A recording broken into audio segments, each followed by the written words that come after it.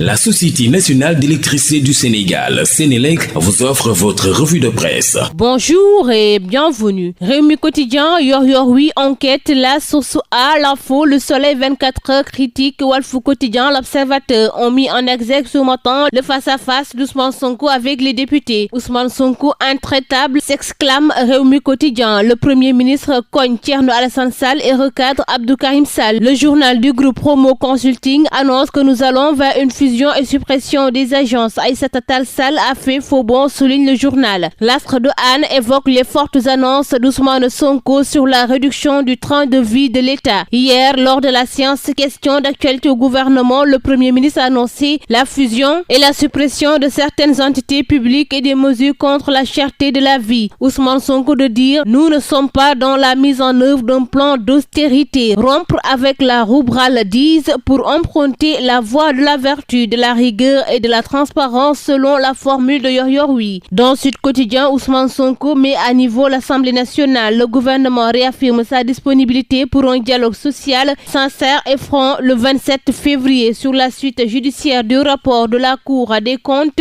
l'État mise sur la récupération des montants en question. Ousmane Sonko déclare dans Libération « Nous ne pensons pas au prochain mandat mais à la prochaine génération » et rassure que tous les biens immobiliers de l'État seront restitués. Dans le même journal, Jean-Baptiste annonce le maintien de la suspension des combats de lutte. Un autre sujet qui intéresse les quotidiens paru ce matin, il s'agit du lancement du Promoren par le président de la République Bassirou Diomaye Diakhar Faye. Réumi Quotidien informe de la création de 30 000 emplois à l'issue de ce projet. L'AS fait savoir qu'il s'agit du lancement officiel des travaux du projet de mobilisation des ressources en eau du bassin versant sur Nyarigi-Bolong. Enquête informe que le coût du projet estimé à 36 milliards de francs CFA, un projet qui favorisera un net recul de la pauvreté. L'Observateur est revenu sur le gel des importations et écrit « Les producteurs d'oignons et le spectre d'une surproduction invendue. Nous sommes prudents parce que l'État peut revenir sur sa décision. » Le journal du groupe Futur Média parle d'une production record de 90 000 tonnes attendue cette année. À la page 3 de Libération, l'on parle de soldats tués en Casamance. La rumeur a circulé dans les réseaux sociaux avant d'être formellement démenti par le Premier ministre hier, comme l'a rapporté Ousmane Sonko. Aucun soldat sénégalais n'a été tué ou même blessé dans un supposé accrochage avec de présumés rebelles en Casamance. Cette manipulation distillée depuis une semaine est l'œuvre du journal du pays, un site contrôlé depuis l'étranger par un responsable du MFDC dont le nom était d'ailleurs apparu dans l'enquête sur le massacre de Bofa Bayotte. Les investigations de la section de recherche avaient révélé que le propriétaire du site, basé en Suisse depuis plusieurs années, avait reçu un mail disant en résumé ses faits après cette tragédie. Ce site, porte-voix de sombres intérêts qui ne semblent pas aimer l'accalmie qui règne en Casamance, passe son temps à distiller de fausses informations sur la situation au sud du pays. Dans Enquête, l'on évoque la lutte contre la criminalité financière et la corruption en Afrique. À la page 4 du journal,